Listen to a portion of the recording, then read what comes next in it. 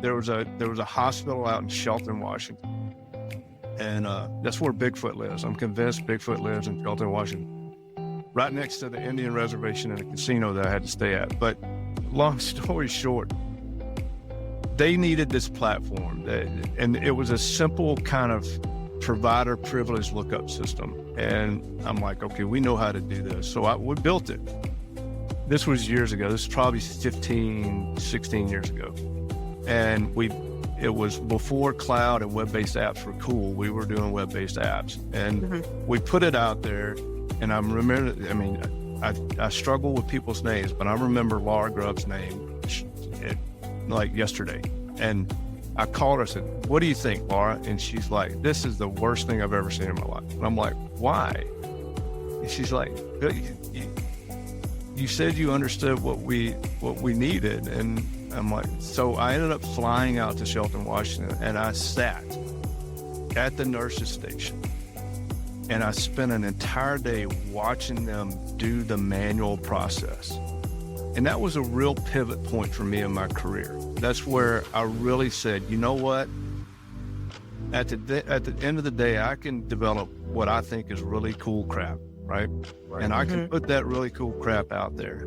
And 30 days later, I can go check and see if they're using my really cool crap. And when they don't, it tells me I never asked them and I didn't listen. It's so, so important. And I think a lot of IT vendors, a lot of development shop, they don't, at the end of the day, they don't really listen, right? Most people think their tech problem is a tech problem. It's not. It's a workflow problem. And the worst thing you can do is throw another shiny new system on top of the mess you already have.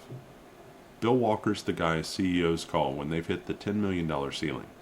Their processes are falling apart, and everyone's drowning in spreadsheets.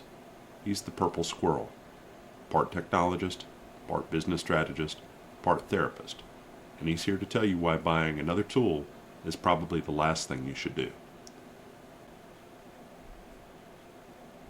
In this conversation, we get into the growth breakpoints that stall companies, how to actually fix a workflow without lighting your budget on fire, and why the best solutions start with listening, not coding.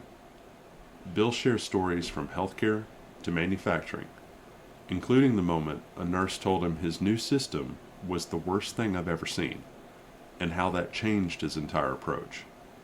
If you've ever thought, we just need a new system to fix this, this episode will make you think twice, and maybe save you a few $100,000. Let's get into it. Good morning, Hey, Bert. good morning, Juliana. Today we have a special guest, so I'm also going to say good morning to Bill Walker. Good morning, Bert. Good morning, Juliana. So I've known Bill for about 7 years now, and he is a purple squirrel in the tech industry. And we laugh at this, but he's a guy that can speak tech, work tech, build stuff, but he also understands people, and he understands business at a fundamental level. One of the things that I really like about Bill, I've talked to him again those 7 years, is that over the course of his 25-year career as a IT executive, he's worked in a bunch of different industries. He's been primarily in healthcare, but he's also taken stints in payment technology. He's worked in manufacturing as well, and all sizes of teams. And the thing that is really powerful about him is that he understands, again, the business basis for why things work, why things don't work. And often the problem that people experience is a workflow issue. It's not a systems issue. It's not an IT issue in the sense it's a technical problem. And the solution that a lot of people have generally taken is throw more resources at it. They feel that they need something other than what they already have. And Bill takes them back to the basics and say, okay, what are you actually doing? What are you trying to accomplish?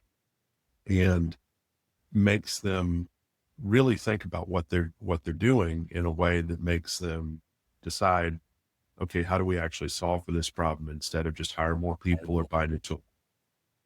And this is in alignment with what we've talked about before with our Frankenstacks. You probably don't need a new tool. You just need to Right. look at it through a different lens. So before we jump into all of this, I have to know Purple Squirrel. Mhm. Where does Purple Squirrel come from, Bill? Because I've never heard this term. I know I've heard Bert use it several times because he thinks so highly of you. And he was like, he would have Bill on the podcast, we'd have him on the podcast. But what is a purple squirrel? Where did this come from? Please tell me the backstory of this. Yeah, so it was several years ago, and it came about because I was actually interviewing to be the CEO of a company. I was going to venture, from pure technology. I was at the time I was the CTO of this company, and we were hiring a new CEO. And the executive recruiter that was handling the candidate process, he looked at me one day, and he after talking through stuff, he's like, "You're a purple squirrel." And just jokingly, I looked at him. I said, I'm a good old boy from Louisiana. Those might be fighting words, because I didn't know what it meant. And he was like, no, it's a compliment. And basically, my degree and my education is in marketing. But in the early 1980s, I needed a job to pay for school. So somehow in the early 1980s, they decided that this small town boy from a little town in Louisiana might be a good computer operator. So that's how I got into IT. It was an old Honeywell DPS-7 mainframe machine, a step up from a card punch machine. But the purple squirrel aspects of it is, from an education standpoint, I'm education wise, I was learned how to solve business problems through marketing and other operational things. But I'm self-taught from an IT standpoint, so everything I know from an IT development, and we don't have to go into all the years and the different platforms I've developed on over the years, but it's really positioned me in my career, kind of that purple squirrel. I'm comfortable going in and talking to any level of an organization about what their needs are. And sometimes it's even helping them understand what the need is. A lot of times they're so confused at that point with the systems they have and what they're trying to get to. They've even lost sight of what the endpoint is. So again, kind of like Bert had mentioned, is one of my unique qualities, I guess, and I'm not real good at self-promoting, is being able to go in and just sit with a customer and understand, what are you trying to get to? And then once we understand where they're trying to get to, I've put together a really cool team that can then go in, and sometimes it's applying new technology. Sometimes it's just helping them understand their current technology and how to better utilize it. So I think that's the purple squirrel. That's why I still, to this day, will use purple squirrel. It's not fighting words. It's a cool thing. Where do you see, so when you said that you go into these companies, what lines of business are you usually working with when you're trying to solve a business from a business standpoint? So when it's pure technology, you immediately go, I'm going to run to the CTO and his business line. When it's a business aspect, is it more CFO, COO? What team are you doing this with? Because I think about our listeners, and I'm telling you where this question is coming from. I think about our listeners and someone who might be mid-level in an organization and say, well, I want to become a purple squirrel, or I want to solve a problem from a business standpoint, but I'm an accountant, and maybe that doesn't work. Or you have someone who might be a CHRO and says, I want to take this from a business standpoint.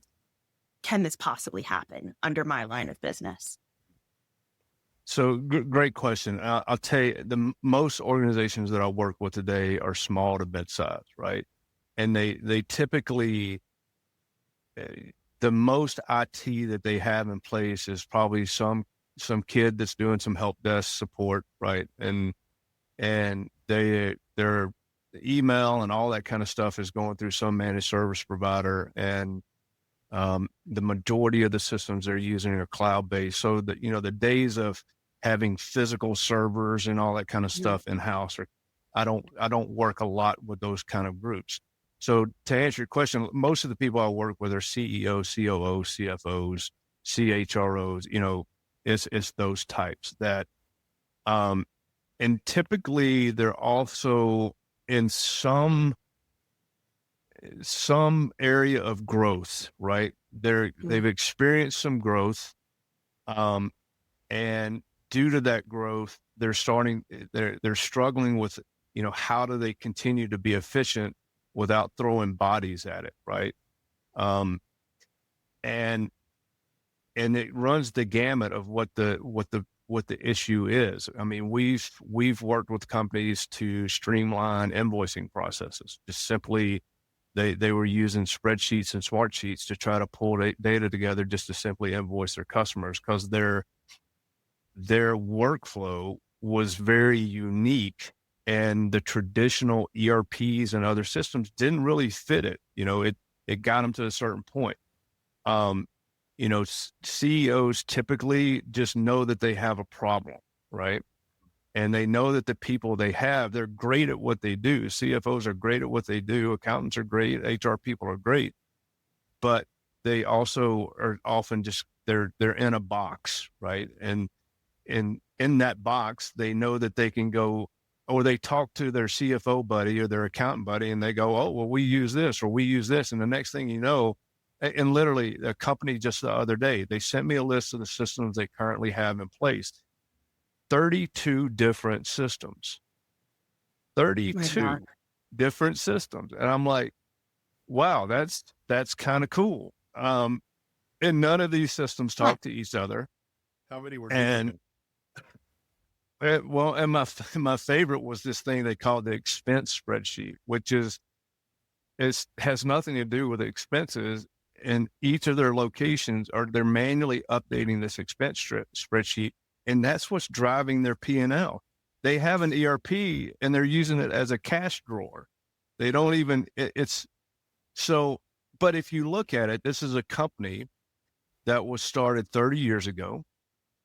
And 30 years ago, they had a handful of customers and they could manage it. And now they're a $34 million company, and they're still trying to manage it like it was the mom and pop. And they're finally like, okay, we can't do this. How you please help us, right? How do we start to pull all this together?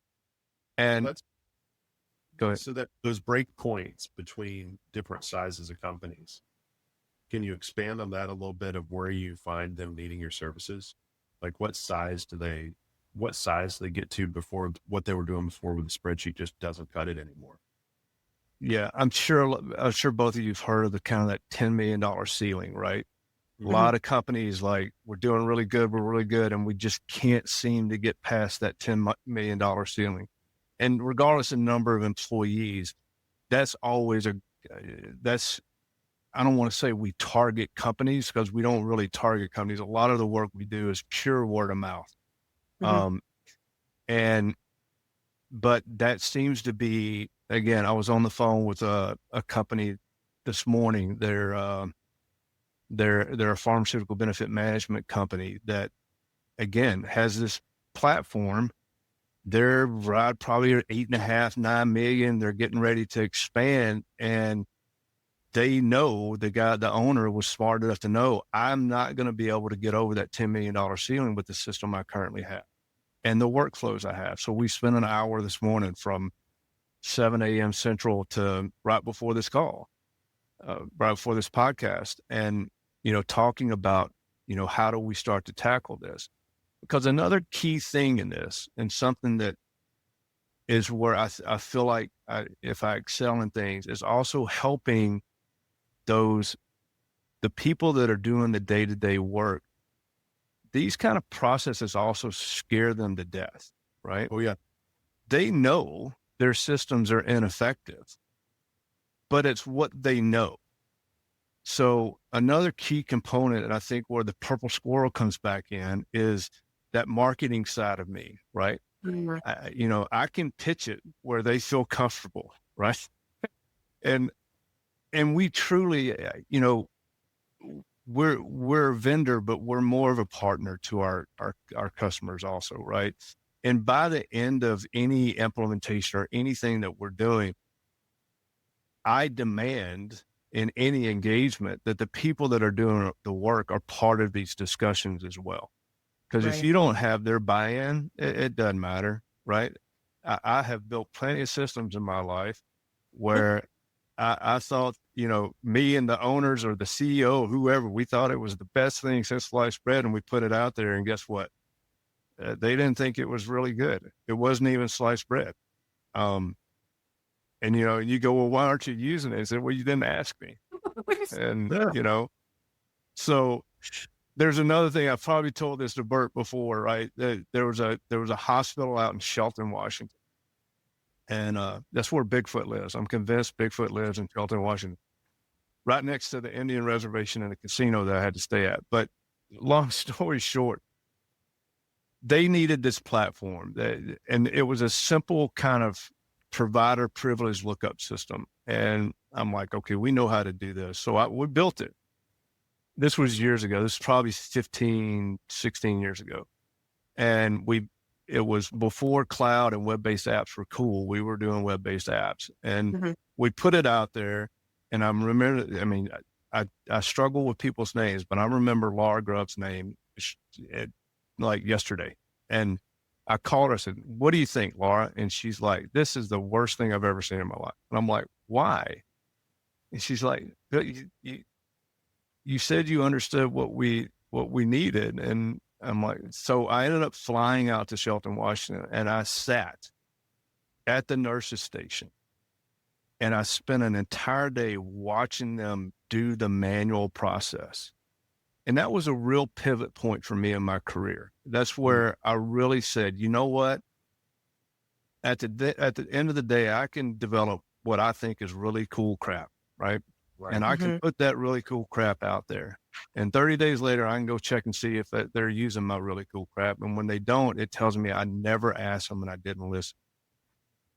It's so, so important. And I think a lot of IT vendors, a lot of development shop, they don't, at the end of the day, they don't really listen, right? They think they know what your answer is, and they're going to give you what they think they know the answer is. And also you think a lot of these systems that are off the shelf, right? You can find a system today for a SaaS offering for as cheap or as much as you want to pay that you think, I'll pick on one system. I won't name its name. It starts with an S and it ends with an E.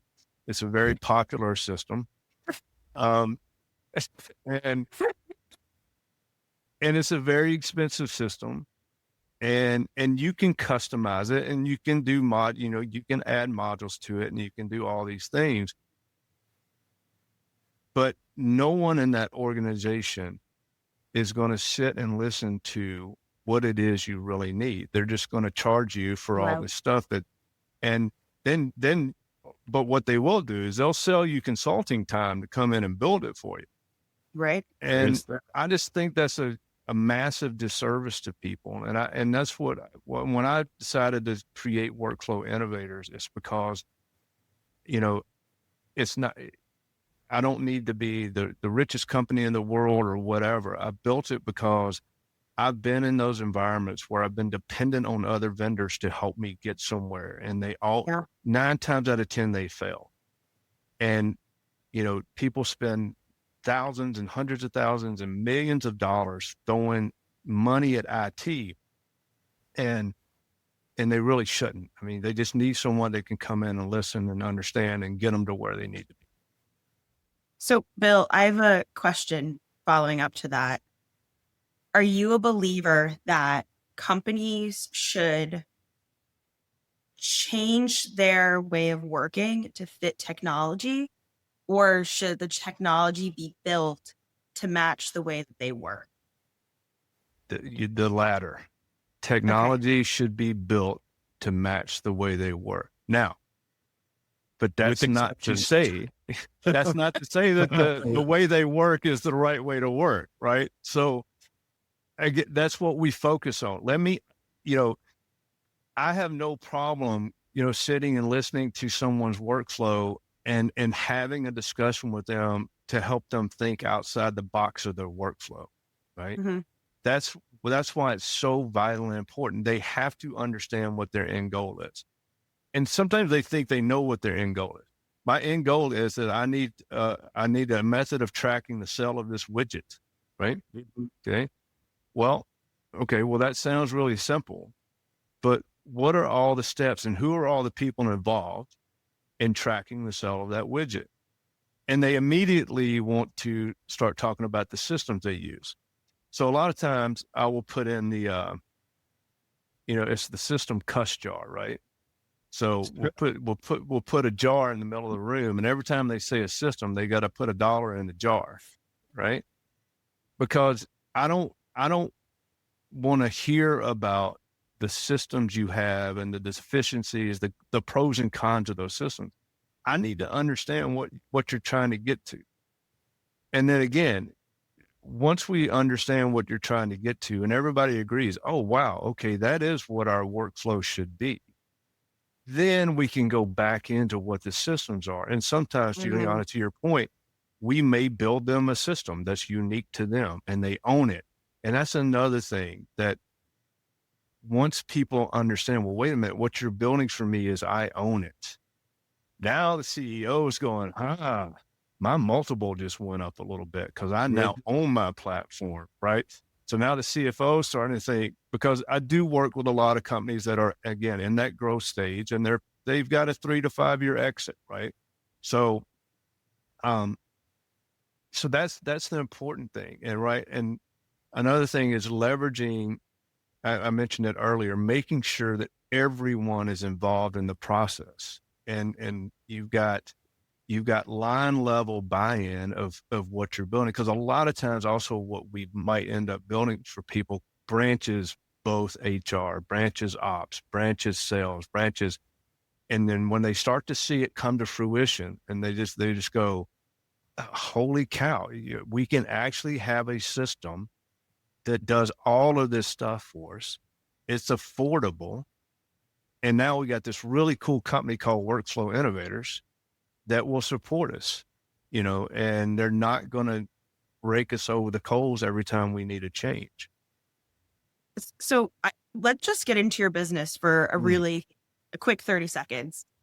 Because I know that you said you're not big into self-promotion, so I'm going to promote this right now. With Workforce Innovators, you come in, you help them with this solution from a business standpoint. Are you then there post-implementation? Absolutely. Typically, our engagements a typical engagement for Workflow Innovators is me or someone else. We're doing probably a 3, depending on the complexity of it, we may do a 3 to 6 month just flat retainer deal to come in and help them understand what the problem is.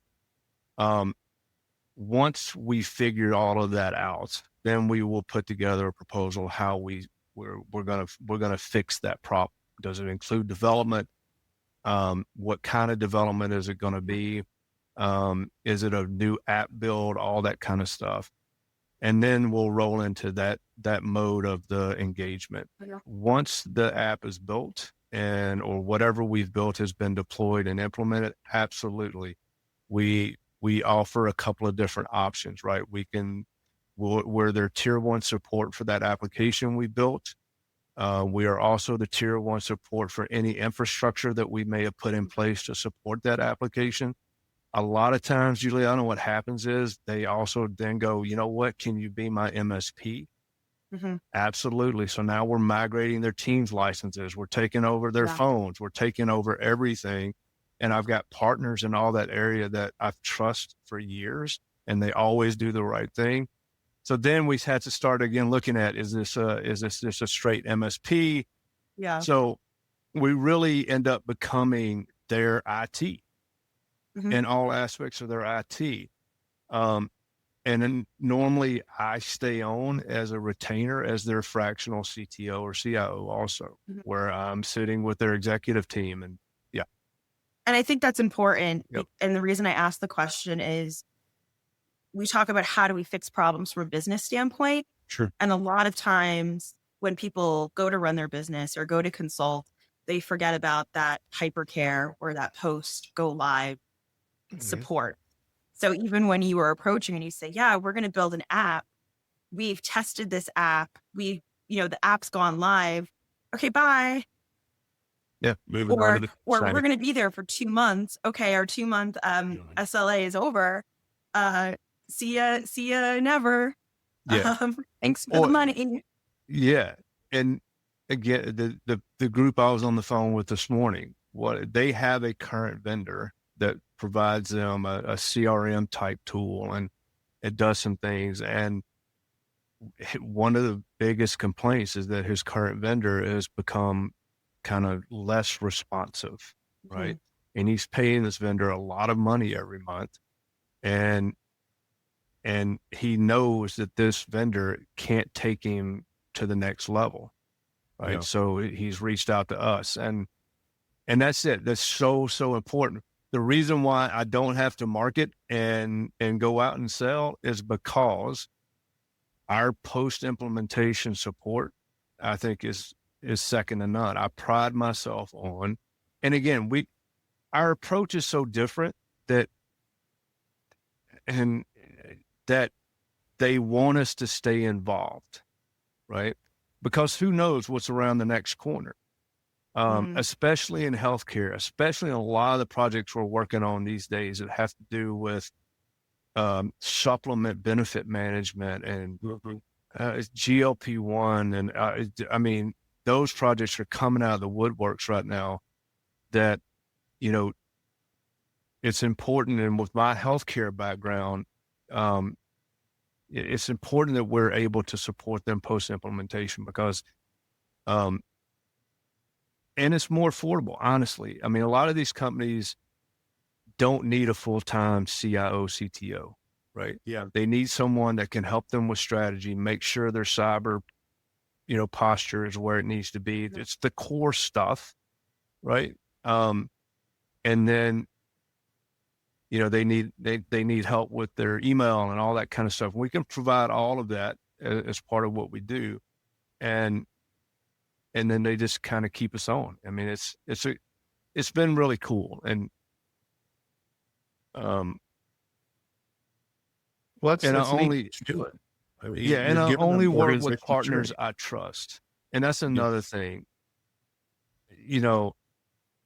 I have worked with a lot of people over close to 30 years, and some of them, it just amazes me how they stay in business and I've been burned by some. The partners I have today, I trust 100% to always do the right thing and always provide the best level of service. And if they don't, then I move on. I don't, there's, because it's me, my name is on the line. And one of the things if I do pride myself on, I think I can count on one hand. I'm also very transparent. That's, again, this guy I was talking to this morning, he said, Bill, I'd love your honesty. You're just I'm like, dude, I'm going to tell you, if I can't do it, I can't do it.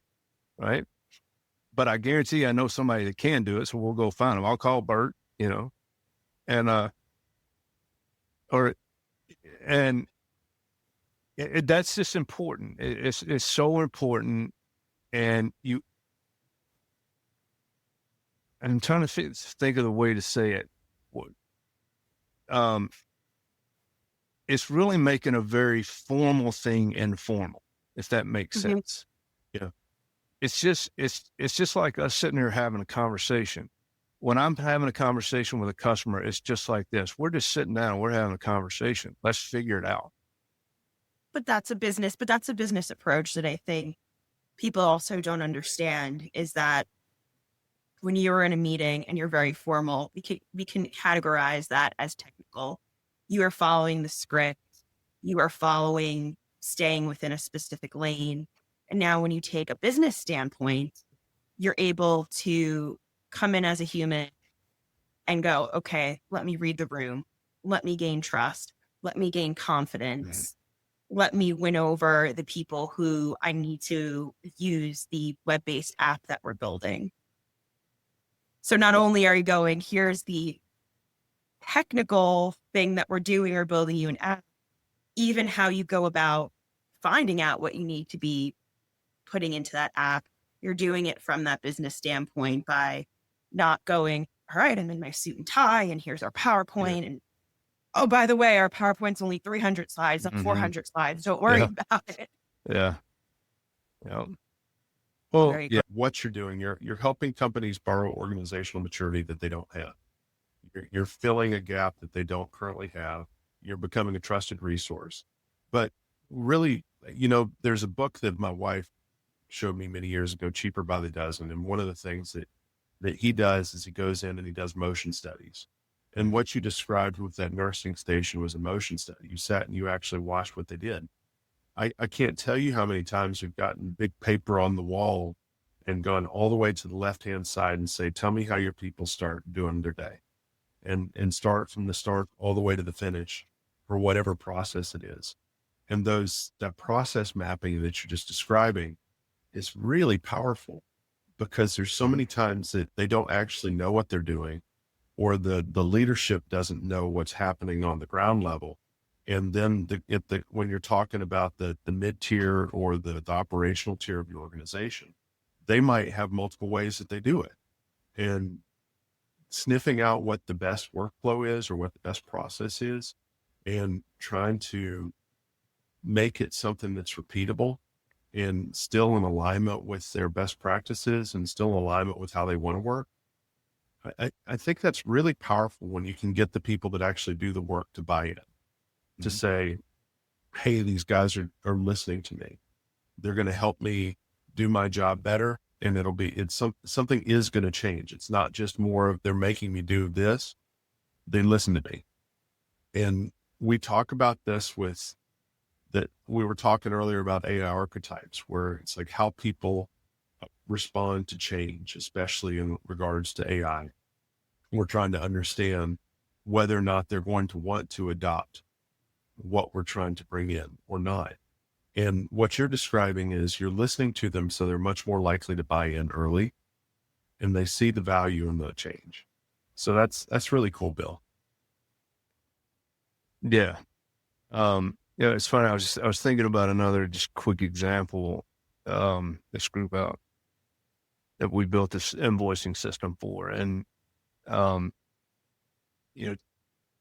your point, is it took a few weeks, and this single person in the organization had this entire process and workflow in her head, and of the steps she took to go pull data from here, put it here, to then run. And she was very adept at Excel. I have to give her credit. I mean, she knew how to manipulate. And so we kind of understood what the requirements were. We knew that there was nuances across the different groups that they were providing these invoices to. And, a lot of times also trying to build things to rules instead of exceptions, is also another key component. We help companies walk through, well, what's the rule? We'll deal with the exceptions and we'll deal with that, but we need a rule to begin from. And so the last couple of weeks we've been meeting with them, and, I'll tell you, after the first iteration, we showed her the first iteration of her new app, and she literally I think I told you this, Bert, she almost started to cry. Yeah. And she said, Bill, I feel so validated by what your team is doing, because no one really understood the complexities, right? And it was taking me 60 hours a month to produce these invoices. And, but you mentioned something, Bert, but as we were going through it, she would really beat herself up because she would find errors in her logic where she may have overbilled or underbilled someone.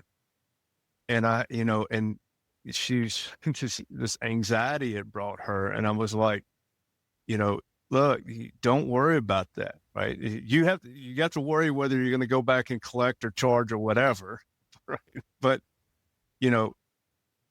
that's the problem with a lot of these systems and things that people put in place. They almost build failure into them. Because also a lot of time what happens is a single person goes and finds a system that will help them do something in their part of the process that doesn't communicate back to the originating part of the process, right? So Yeah. it is cool, but again, it goes back to really understanding and be able to sit. And we always come back to the purple squirrel, right? The purple squirrel is the person that can sit there and understand that and be empathetic to it. I think that's another thing that is really important is, and this may come across sounding kind of cocky, but typically I know what the answer needs to be, but I never let them know that I know what the answer needs to be. Right. So we help them. The purple squirrel helps guide them to get to what the answer should be. Along the way, I learn a lot. Sometimes I learn that I don't know what the answer needs to be. Yeah. So going back to the story that you told where the woman was just so happy about this app, do you find that these companies have gaps in there because they are overwhelmed or they don't know where to start? Or is it because there's no one in the organization who is thinking business first? Because I do something very similar to what you do.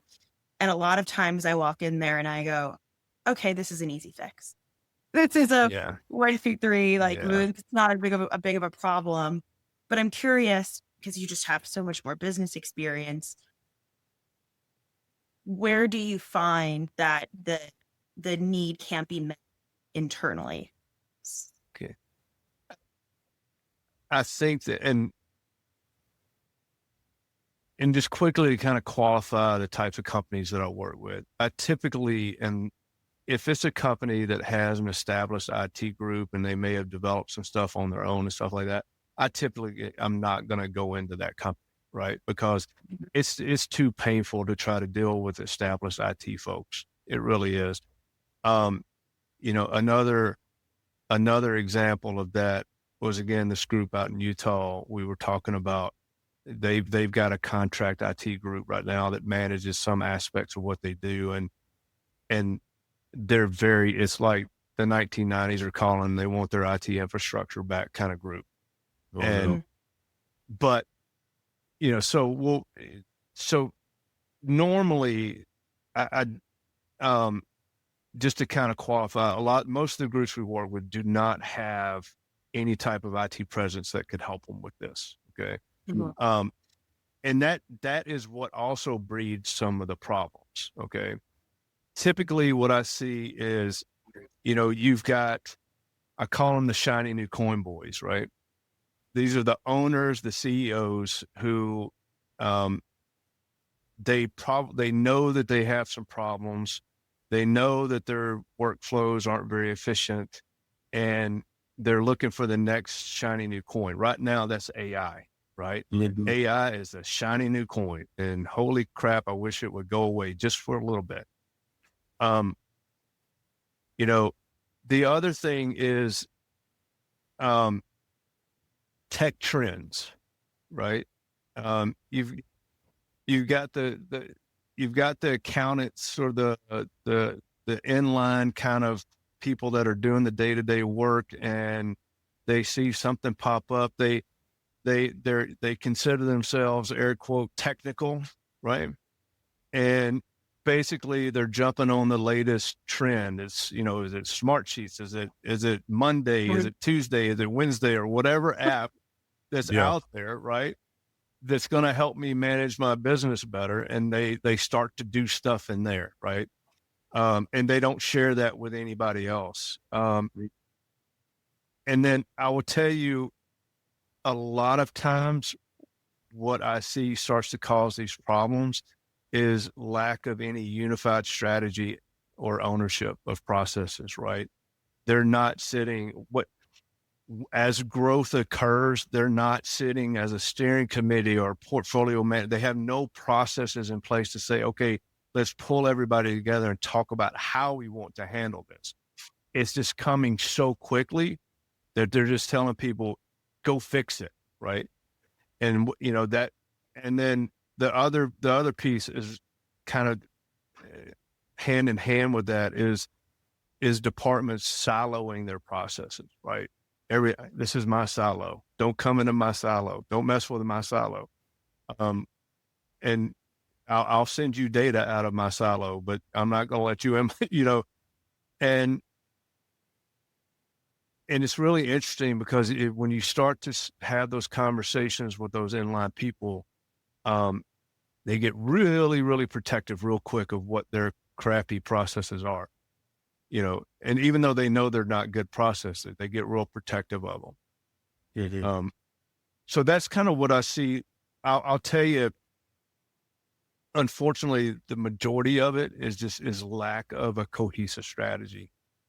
And when new things come about, the growth hits and they go from 10 customers to 200 customers, or they add a new product line, or they're doing this. Again, I mentioned GLP-1s. Right now, everybody I work with wants to throw this GLP-1 line into what they're doing. They have no clue what that really means. They just know they can make a lot of money off of it. So we're going to go figure out how to do GLP-1s. And they're not having conversations with the right people. They're not taking time to build a strategy around it. It seems like a pretty normal business issue. Mm-hmm. I mean, frankly, it's you externalize it. It's like, what do I need that I don't currently have that will make my current problem go away, as opposed to focus on what is my current problem and do I already have what or do I need to do is it a process change as opposed to a new tool? Yep. It happens all the time. If let's say someone is in a company that they are small and they are not able to afford consulting services, or they did want to start looking at things from more of a business standpoint, what are some things that you recommend they do? Still call me. I'll do it for free. I honestly, I mean, I started Workflow Innovators because I was doing this a lot for free, right? Mm-hmm. I think to answer your question, I think there's some tools and stuff that we could probably provide to listeners that could help them start to kind of see if they've got some gaps and maybe need to talk to someone. At the end of the day, and again, just from where I'm at, I guess from where I'm at as a business owner, as a professional, my position in life right now, I still have a lot of free conversations, right? And because I want them to make the right decision in how they need to get to the next step. And sometimes that's not me. That's not Workflow Innovators. And I have no problem telling someone that, you know what, here's who I think can help you. Right. It's interesting too, because sometimes it's amazing to me how many people think IT is free also. It's kind of, but I think number one is providing some tools and things to help people assess where they might have some problem. It's interesting because the majority of people that I end up talking to, they know they have a problem. And a lot of times they don't even really understand what it is. They just know that for some reason their bottom line doesn't meet their top line the way it should. And they always, and Bert, you probably agree, they always want to point at IT, We're cost center. We are a cost center. I like to make, well, I tell you what, I work with a lot of folks where we make our IT a revenue center for them. So that's a kind of cool thing I work a lot on too. I do help companies build revenue streams with IT. So,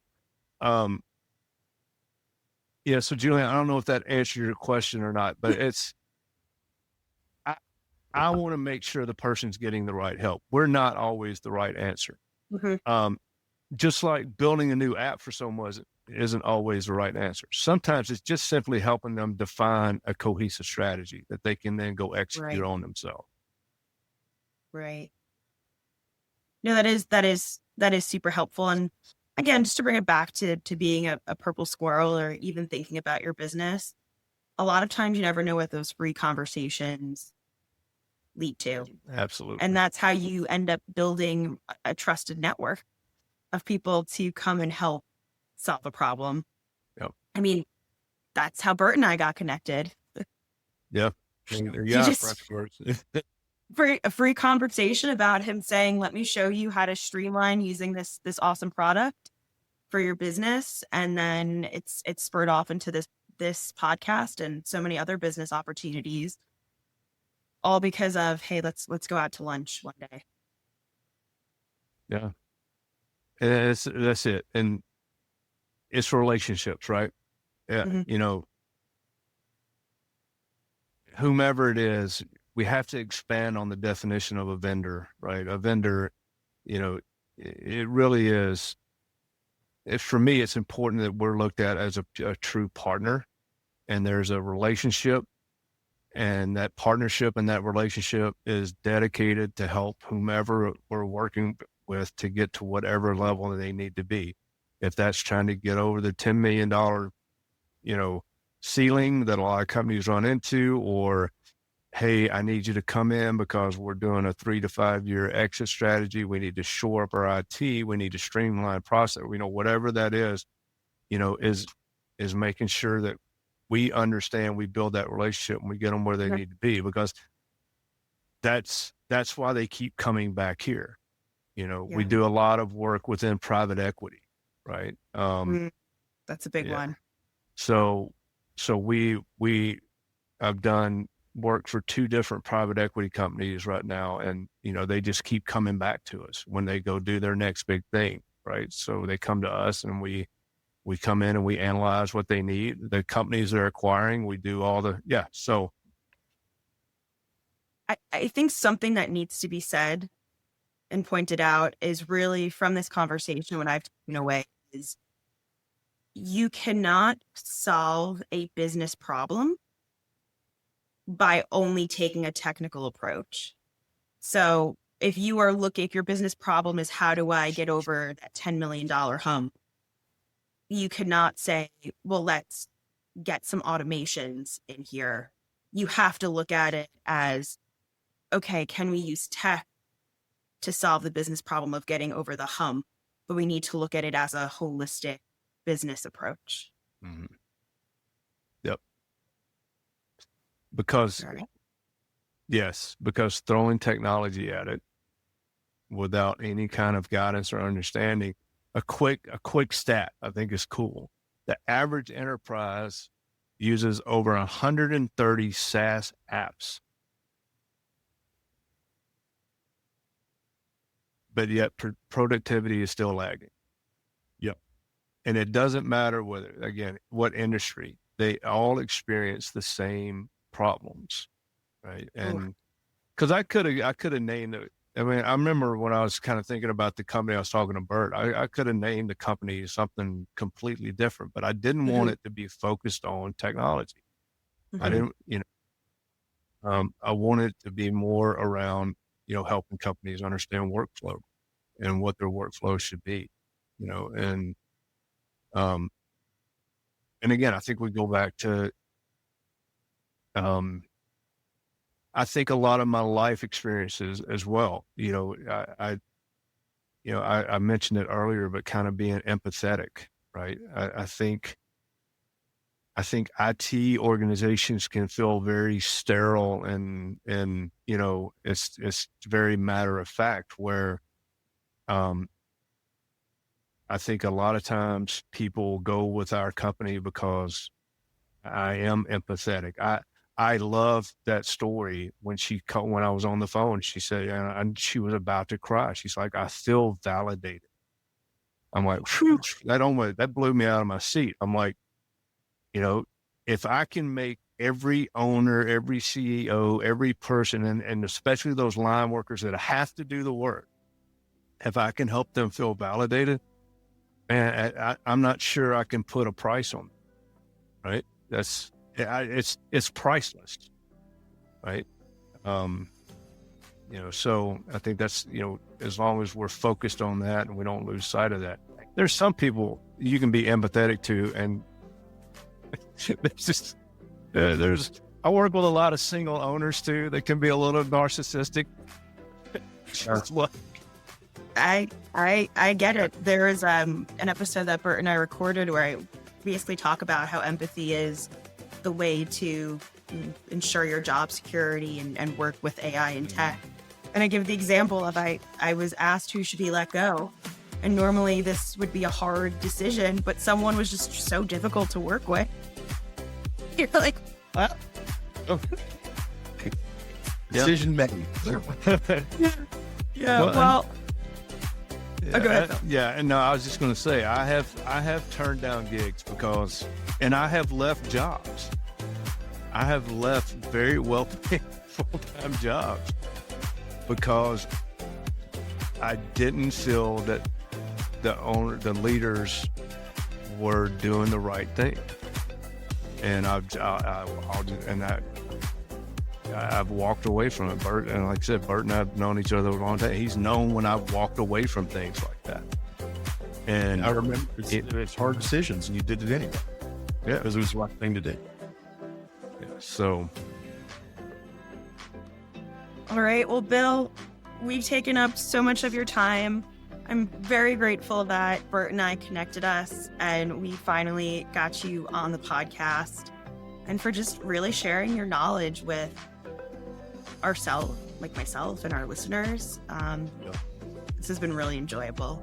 No, it was a lot easier than I thought it was going to be. So, anyway, like I said, I mean, this is me. Like, I do take my hat off when I go into meetings with people, but very rarely.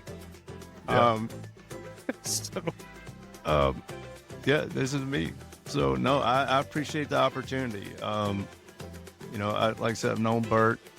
Bert's so much smarter than I am. Most of the time I'm having to Google half the words that he uses, so I can. But Bert and I go way back, so I feel blessed that he would ask me to be a part of this, and it's great to meet you, Juliana, and look forward to the future. Yeah, thank you. Thank you, Bill. Awesome. All right. Thanks. Bye, Cal. Bye. We want to extend a big thank you to Bill Walker for joining us on today's episode. If you'd like to know more about Bill, get in contact with him, or how to work with him, you can find his information in our show notes, or you can find his information on our website for this episode at www.acceleratinghumans.com. If you want to drop us a note, tell us what you like, tell us what you hear, you can always email us at info@acceleratinghumans.com. From Bert and I, we are just so grateful for your time and for listening to us. Talk to you soon.